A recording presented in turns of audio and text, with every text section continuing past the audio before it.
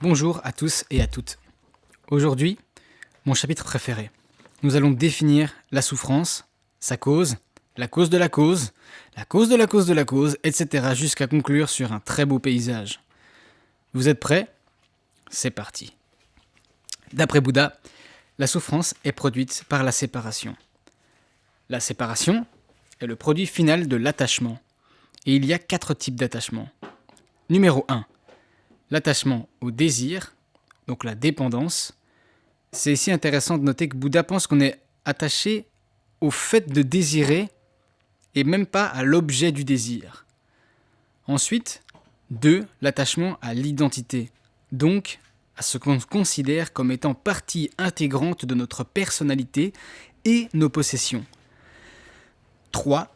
L'attachement aux idées et aux dogmes, vocabulaire religieux par exemple, moi j'appelle Dieu comme ça, toi t'appelles Dieu comme ça, toi t'appelles la prière comme ça, moi j'appelle ça méditation, etc.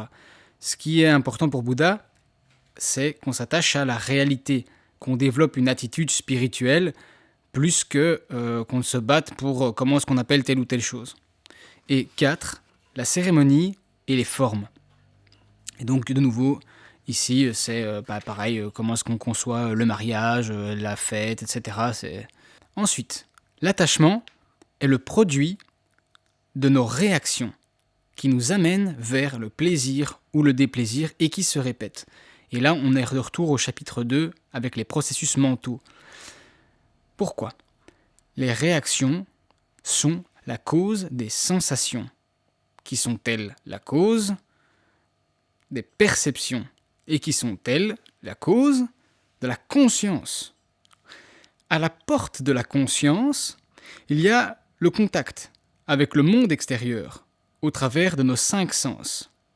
Nos 5 sens qui donnent quelque part notre raison d'être. Puisque, en effet, c'est ce contact qui donne naissance à notre esprit, à une séparation entre le sujet et l'objet, entre celui qui découvre et ce qui est découvert. Et de cette dualité fluctuante, changeante, il y a donc la naissance à chaque instant d'un sujet avec une forme différente.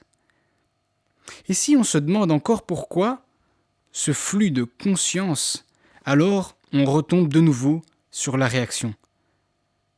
Et ce cycle donne ce que Bouddha appelle la roue de la souffrance.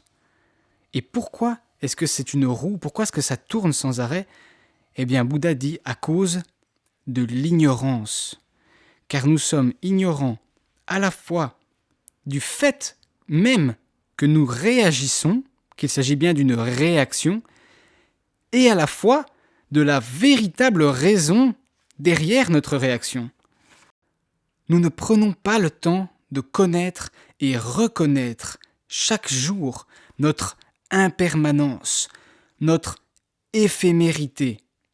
À cause de ça, on s'emprisonne dans l'ignorance, dans l'habitude de réagir, c'est-à-dire qu'on ne sait pas quoi ni comment faire, mais on fait quand même, alors on fait n'importe quoi, et alors on souffre. C'est pour ça qu'il y a des professionnels de la santé pour nous aider à mettre de l'ordre dans nos esprits. Et je rappelle le chapitre 1, on peut tout savoir, si on ne le pratique pas, ça ne sert à rien. On peut faire autant de formations en mindfulness et je ne sais quel autre art méditatif qui est tout à fait valide et très intéressant. Si on ne le pratique pas au jour le jour, ça ne sert à rien. Conclusion. Rien n'arrive sans cause.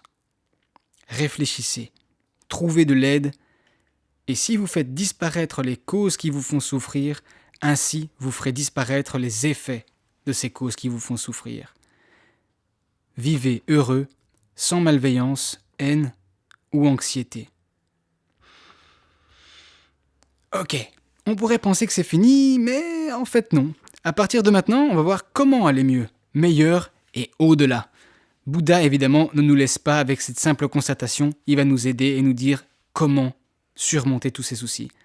Je vous remercie pour votre attention et je vous donne rendez-vous au chapitre 5 à la fin de la semaine. Bonne soirée à tous, bisous.